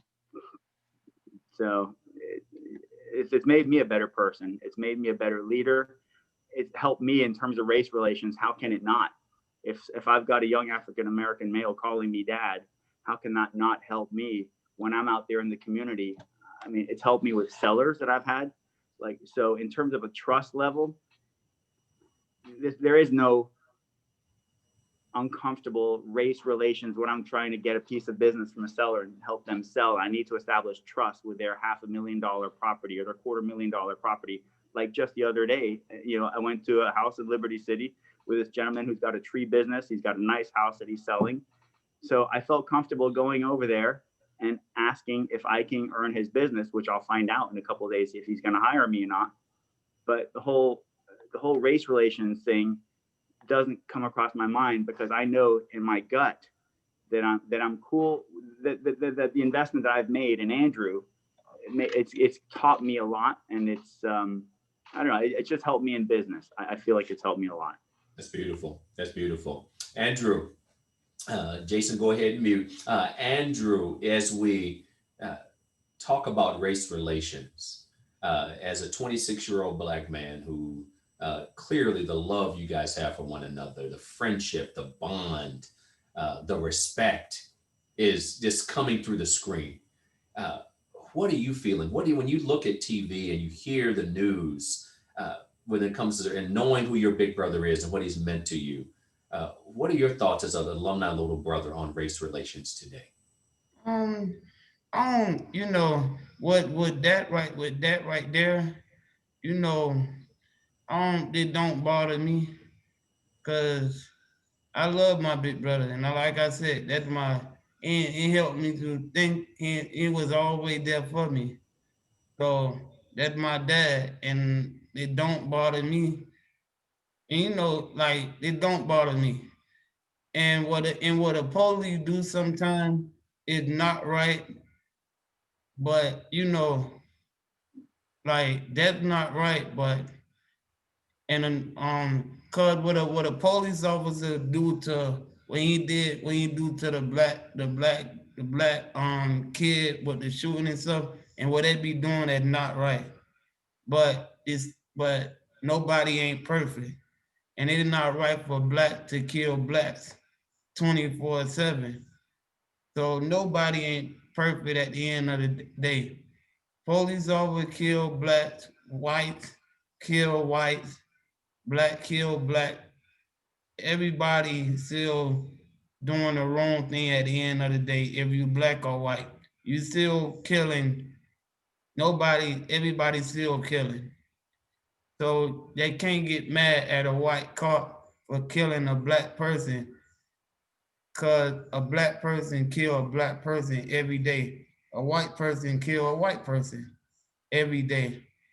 The police kill blacks every day. The police kill whites every day, black or white. And you really don't see it that much because the news don't show it. So nobody ain't perfect. Everybody do wrong. So with that in mind, Andrew, and again, I hear you, wrong is wrong. And so as we talk about humanity and helping just build positive relationships like you have with your big brother, Jason, and who you refer to as your dad because of the strong bond. yes. What positive things, Andrew, can we do? What positive things I think say to children? so we have to change our mindset. You know, we have to change our mindset. The world done changed. 2020 done changed. Everybody don't look at the bigger picture no more. They just react and do things. So you have to change the way how you think as a human being. So if you change the way how you think and don't react to everything, the world can be better.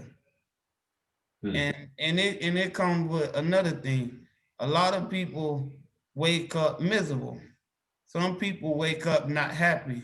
Some people wake up and really don't like themselves. So when you learn to just love you, love people around you, and just help the next person, and just have love in your heart, the world be a better place. Those are powerful words. Love yourself, love those around you, and this world is a better place. Jason, let me close with you.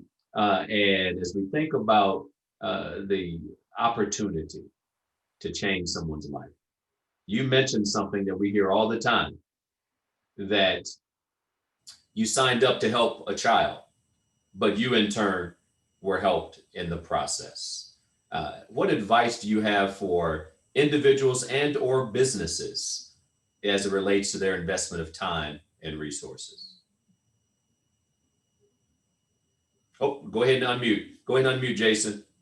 No worries. Thanks. Yes, Coach Gale. I wanted to give back when I was about 35 or so, 32, 33. So I had the choices of where I was going to put my volunteer time or money.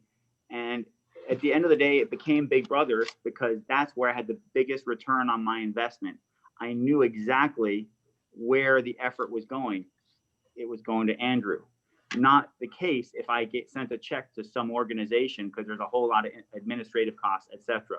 But this was the one thing that I could think of that I had absolute complete control over my investment and if it was being well utilized and focused. So that's why I became a big. And I remember talking to someone in Toastmasters one time. I was like, oh, should I keep doing it? We've been doing it for 5 years. And her advice to me was, you just keep doing it, Jason. You imagine 10, 15 years down the road, if you keep focusing on this one individual, that focused effort, what that can do. I'm like, you know what? You're right. And I'm keeping it simple. I don't have to be on all these different Sorry, I just lost you. I don't have to be in all these different nonprofits. I can just focus, and focus is what creates a fire. When you get that magnifying glass on that leaf and you don't deviate from that one leaf, that one point, that's where the true power is, the 80-20 rule, the one thing, whatever you want to call it.